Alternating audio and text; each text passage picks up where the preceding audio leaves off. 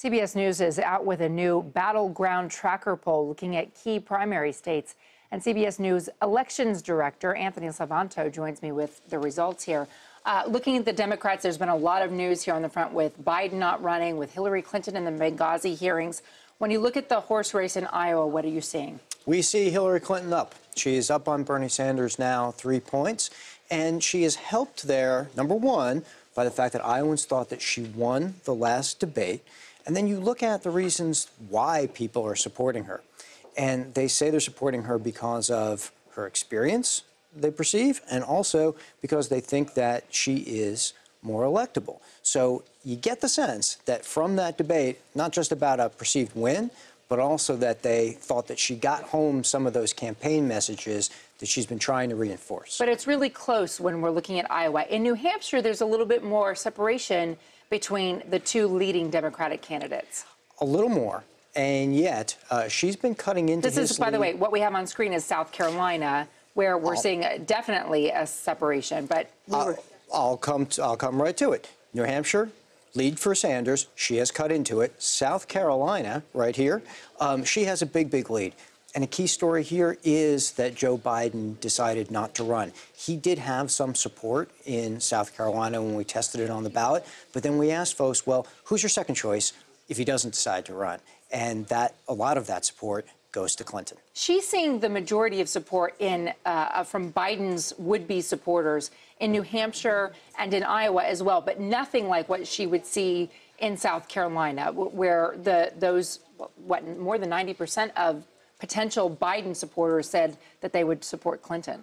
Well, South Carolina profiles very differently from Iowa and New Hampshire. It's got a lot more traditional Democrats. It doesn't have as many liberal Democrats. And liberal Democrats are a key part of Bernie Sanders' support in both Iowa and in New Hampshire. Would we see that beyond those early primary states as well when you start looking at the South or in other places where you might see some Democratic support, but maybe not the socially progressive liberal support? That's a great question. You know, once you get past those early states, which all of us dwell so much on, right? Remember, it's a long campaign.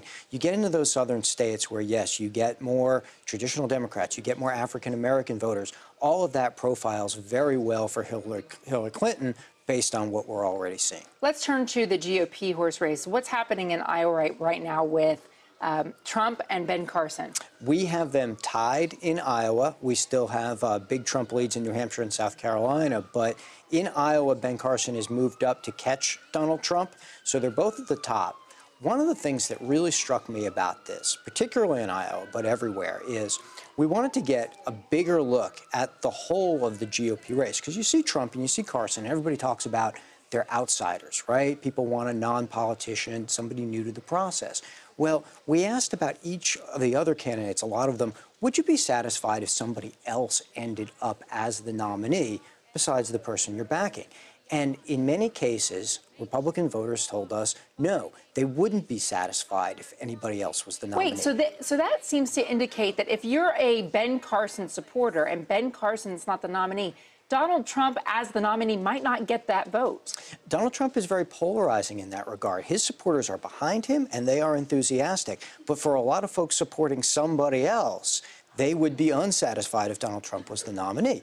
Now, among people who aren't supporting Dr. Carson, a lot of them would be satisfied if he ended up as a nominee, suggesting maybe he has room to grow in the polls. Why do you think that Chris Christie comes in with such high numbers on that front? Well, he and also Jeb Bush, in particular conservatives and the very conservative voters there, particularly in Iowa, would be dissatisfied. It may be that they don't think that he's conservative enough on some of their policy and positions. The other thing is, Chris Christie, if you look at how many times he was in Iowa, he bragged about it before he ever got into the presidential race, said, hey, I've been here 14 times. If you Iowans don't like me, if you think New Jersey's such a bad place, why do you keep asking me to come back? That was before, again, he even threw his hat in the ring.